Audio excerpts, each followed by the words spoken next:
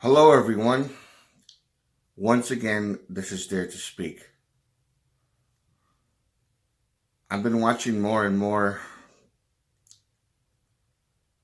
pretty much news and everything pertaining to the whole Kyle Rittenhouse situation and how they actually want him to go to Wisconsin for the charges that are against him over in Kenosha.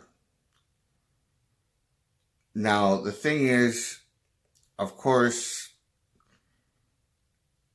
with both sides arguing like crazy about one side is saying he should go to prison for what he did.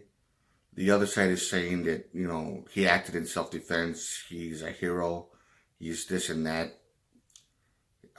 He will be acquitted of all charges. He'll be let out and stuff like that. Now, the thing is, when it comes to this type of argument going back and forth, both sides do have their points to a degree.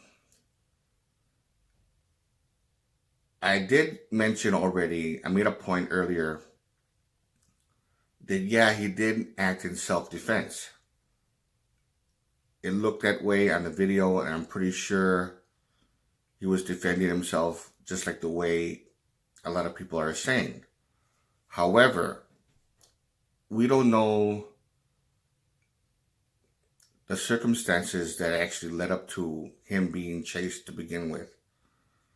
It's very possible. One guy even said, who was actually for Kyle Rittenhouse, defending him, was saying that, who knows, maybe there was some kind of verbal dispute that happened when he wandered off by himself, which I kind of thought it was kind of strange. Okay, yeah, maybe he didn't really provoke anybody, but maybe, possibly, this is just a possibility that he may have went into an area where he knew that he was going to be yelled at or this and that, and words were probably exchanged, and then a heated argument happened, and then he felt that he had to pretty much flee because they were going after him. That could have been a coincidence, or maybe it could have been intentional. For whatever motive, I don't know exactly, but there are so many what ifs, or so many, it raises too many questions. In other words, we don't really know exactly what led up to it. Now, a lot of you people might just come up and say, well, it's because of this or it's because of that. Okay, I respect your opinion on that, but the thing is, which I'm wondering very, very strongly, is if Kyle Rittenhouse does get convicted, if he does, if they find him guilty on all charges and he ends up getting, I think, 64 years or life, I don't know, something like that, if convicted. I don't know exactly what the sentence is. I'm just wondering if, I'm not saying that he's going to go to prison. I'm not saying that. I'm just asking, what if he were to be convicted and he did go to prison, would that cause a serious riot? Would that cause, from the right-wing people, from, I could see a protest group, actually, excuse me, actually forming and stuff like that. But to the point that it might lead to a very serious confrontation with the opposing group. Would that happen? That's what I'm wondering.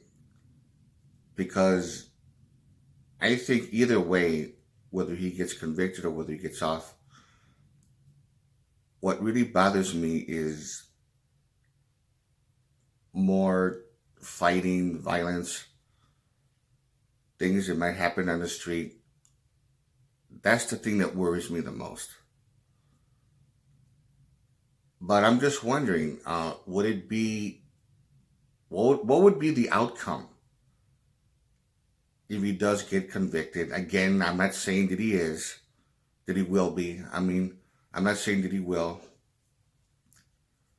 I'm just pretty much being unbiased on whether or not he should go or whatever like that, because whatever happens, happens. That's why.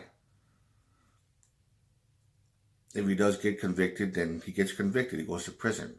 If he doesn't, then he doesn't. Plain and simple. He just doesn't go. I mean, he gets off on all charges. If that happens, then it happens, you know? But if he does get convicted and go to prison, I'm just wondering, and that's why I'm asking all of you, especially all of those that are supporting Kyle, what would be the actual outcome if, okay, only if that were to happen?